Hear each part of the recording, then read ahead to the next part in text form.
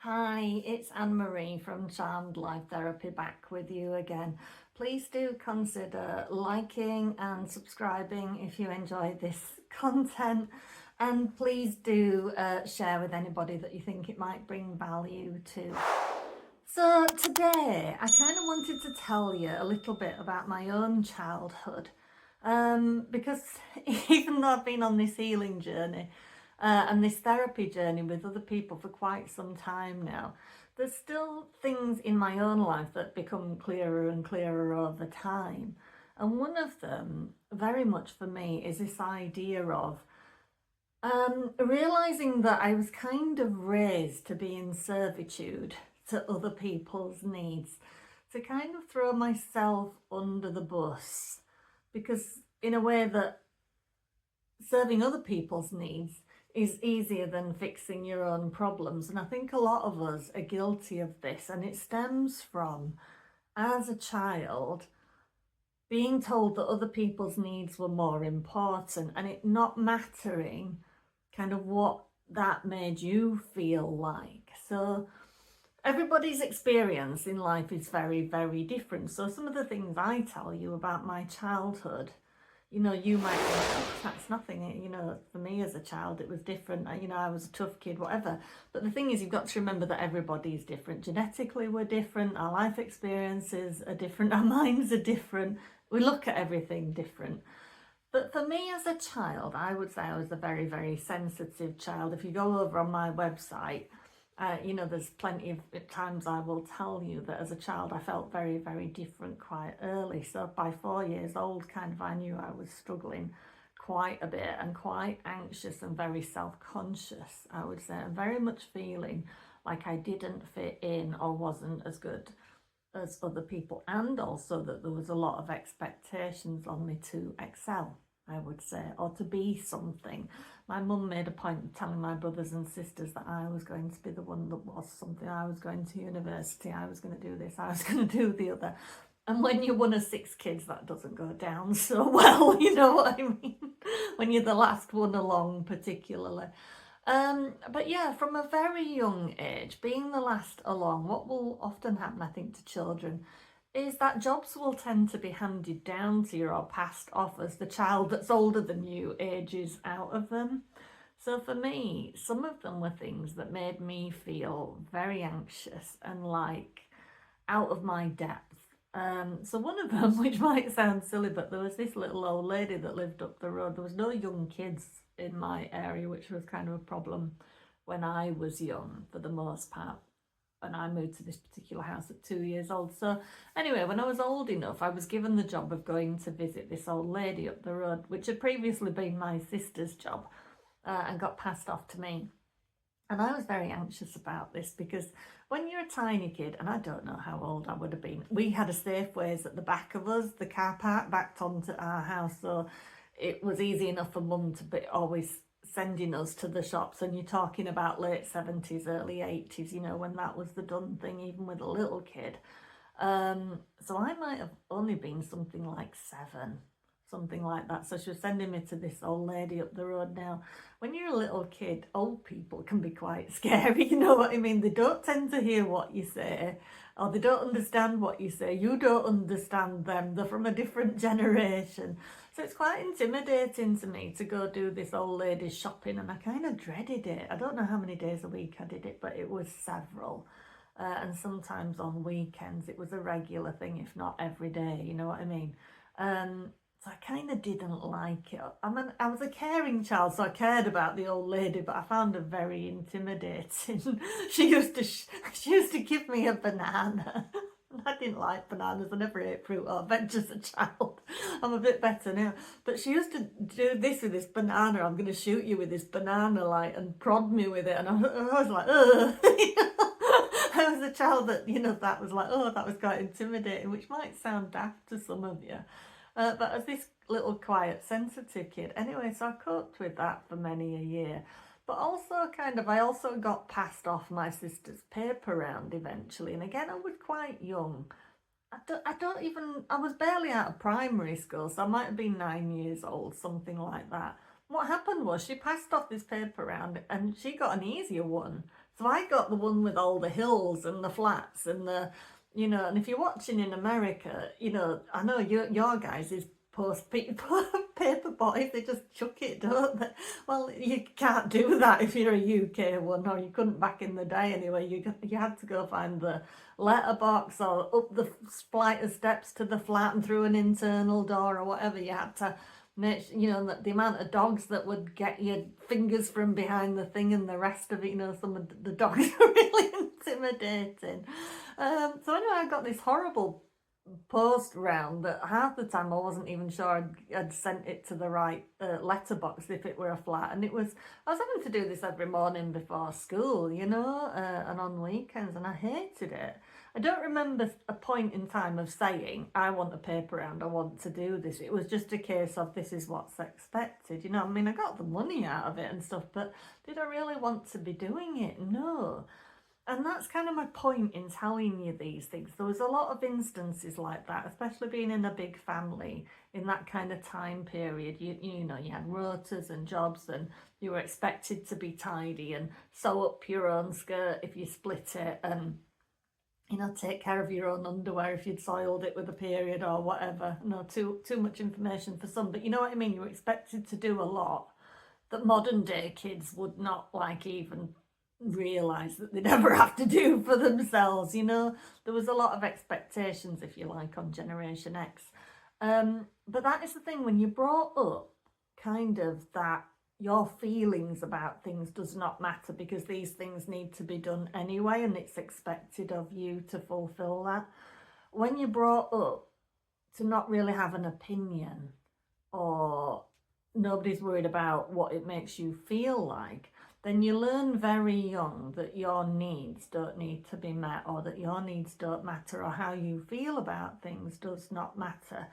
Such and such needs to be done anyway. And often it would be a case of something for somebody else matters more. I was always sent for cigs and stuff like that, and I hated it. We were allowed to buy cigs at that point in time before the laws came in, but I never wanted to go to the shop and buy my mum or dad's cigarettes. I hated it. I hated asking for them.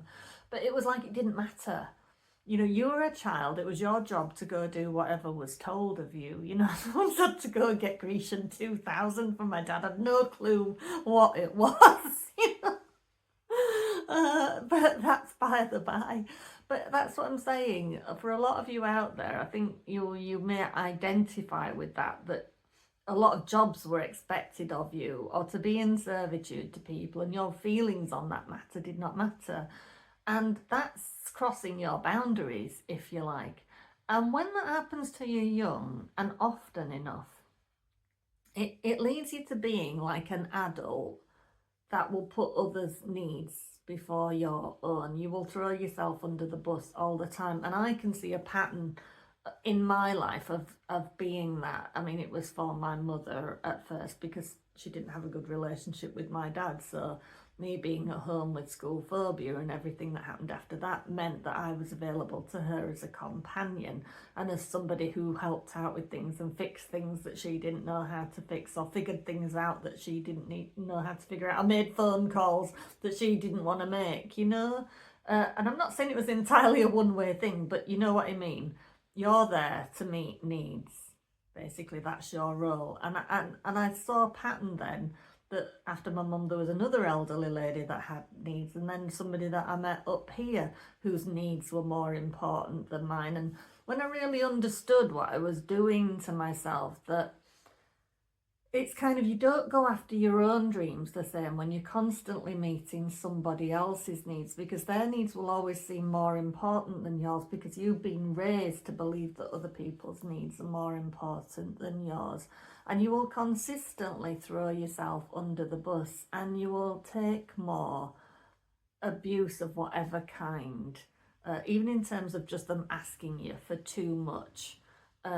You will just keep on going. It'll snowball. It'll be never ending. I mean, with the elder lady, for instance, at the time when kind of she first impacted more on my life, if you like, I was working at a hotel, which if you've ever worked in the hotel, specifically on reception, you'd often work to something, you know, late at night, and you'd be on shift first thing in the morning. So for me, I'd leave at 9 o'clock at night, get home for 9:30, be back on shift at 7 in the morning often. But she was in a, you know, her husband had gone into hospice care and things, and she needed somebody to talk to on a night. So there was no question that at 10 o'clock at night, when I really should just have been having a quick snack and getting into bed to be up again in the morning, I would be on the phone for an hour with her because she'd call me. And that's kind of what I'm saying, is you will take things like that, that your need to get some rest or just have some chilling out time after work will go out the window because somebody else's needs are more important than yours. And it doesn't matter really what their needs are or how desperate their situation, your needs are still important.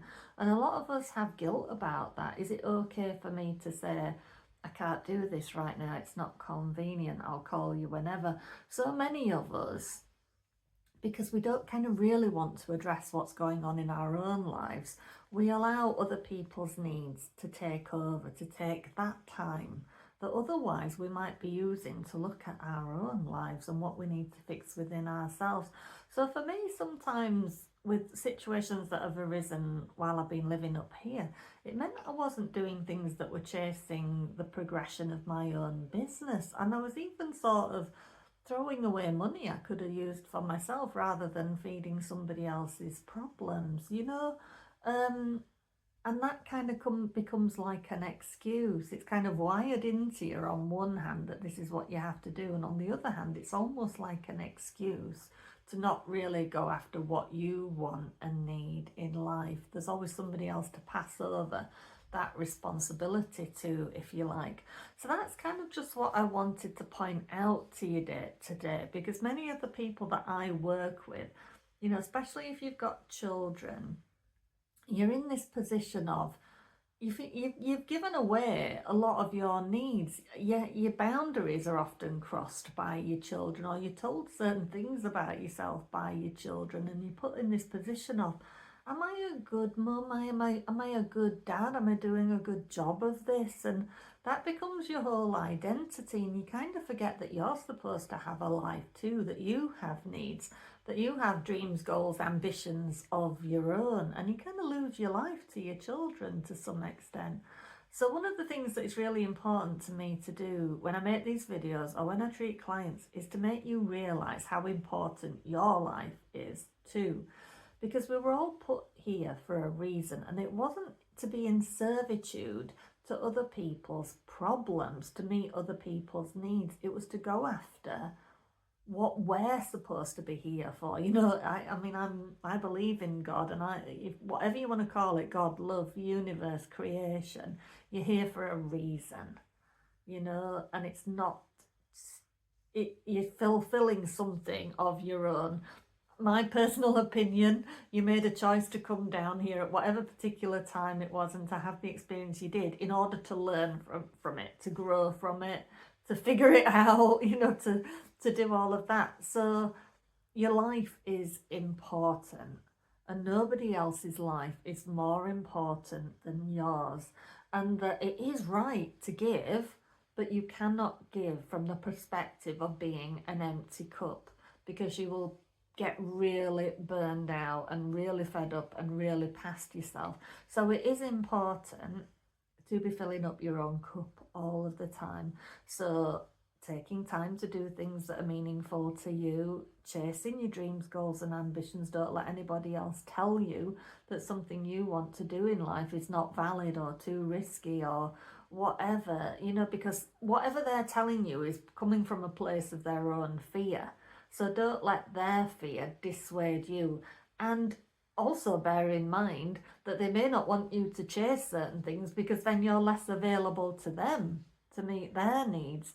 So a big part of what I do is making you realise how important your life is and what do you want to do with it. You know, bugger everybody else's opinion, that we can deal with that afterwards. What do you want? And it is this thing of, let's stop you from throwing yourself under the bus anymore. you know, giving yourself that time to pause and think, do I want to do this thing for this person, or am I just, you know, am I just doing it because I'm so used to just jumping when other people say how high? Do I actually want a part of this? What could I be doing for myself if I don't do this? You know, some people I've worked with, they're kind of not going and doing outings that they want to go do because somebody else has said that they want them to do this for them and have put a guilt trip on them and all of the rest of it. And you and or the that other person's partner or wife is saying, your wife won't do X, Y, and Z, and I want to be doing so and so and all of this, and they won't jump on board and just, you know, give up what they want to do, and aren't they a bad person because of that, you know? And it's all rubbish, it's all bull. You know, your needs matter as well. What you want to do, we're put here to be joyful and happy and have a good life, and that means having fun in your own life and doing things you want to do. Let other people have fun in their own lives, you know. And like I say, I'm not saying this from a point of view don't give things to people, but just be aware when you're giving so much that you're not actually living your own life, and you are actually just in servitude to other people. You find it really hard to say no to people, then you've got an issue. And something like rapid transformational therapy can be very, very helpful to you, because I've given many a person back their ability to say no to people and mean it, and actually feel quite comfortable doing that. You know, when I first had RTT for myself, it kind of tickled me how bolshy I got and how I just would just, you know, say it plain, not mean or rude, but I would just be very firm, and I would just tell people when what they were saying to me was nonsense. And so many times we don't do that in our lives. So what I do is really about giving people back their power, making you see that you are a powerful individual, you are a creator. You know, you're here to create the life that you want to create, you know, create the world that you want to see with the power of your own thoughts. That's what I do. So yeah, please do check the description below, because there's always free resources in there, including the Limitless Life audio, which you may find very, very valuable. Please, like I say, do hit that like, subscribe, share, and so I can keep doing this content for you. You can always drop me a comment and I will respond, and I do free introductory calls too, and as I say, all of the links are below. Thank you for watching and staying to the end if you're still here with me, and please do peruse some of my other videos. Yeah, and I hope that was helpful, and I will see you later.